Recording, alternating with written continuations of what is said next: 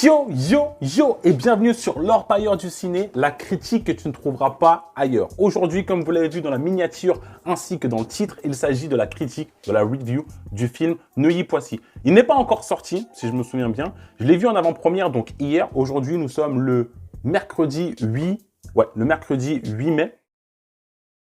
Donc je l'ai vu hier, le mardi 7 mai, dans la logique. Je l'ai vu hier soir.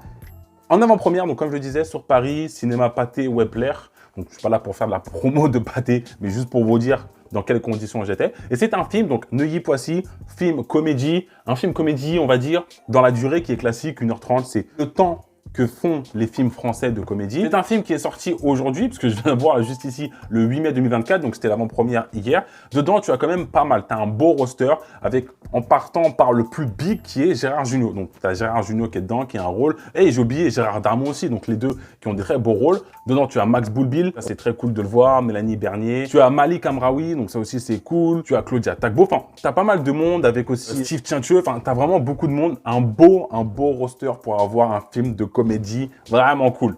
Comme on le sait, forcément, Gérard Darmon, Gérard Jugnot, ce sont des personnes qui sont très forts au niveau de la comédie. On sait tous qu'ils font bien rire. Donc ce film, qu'est-ce que c'est réellement?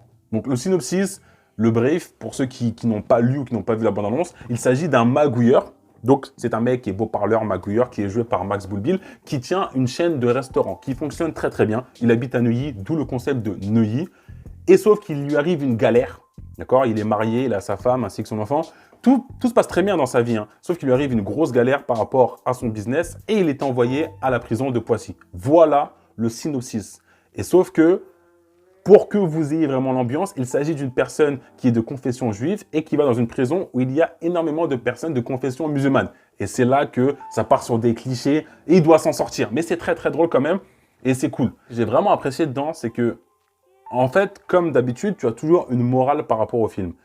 Et là, dedans, on te fait comprendre que, entre guillemets, plus tu es honnête, plus tu es censé t'en sortir. Même si tu vas faire des magouilles sur l'instant T, tu vas pouvoir être heureux. Sauf qu'à tout moment, tu peux partir à la case prison comme dans le Monopoly. Et tu vas devoir repasser par la case départ comme dans le Monopoly. Et là, on te fait comprendre que forcément, si tu n'es pas dans la magouille, peut-être que ça prendra plus de temps pour arriver dans ton business, mais ce sera quelque chose qui va durer dans la longueur. Et ça, c'est cool d'avoir cette morale à la fin. Et c'est ce que j'aime dans les films de comédie français, parce que en général, ce n'est pas juste de la comédie où tu es là pour rigoler et tout. Il y a toujours quelque chose derrière, il y a toujours du fond, et ça, c'est cool.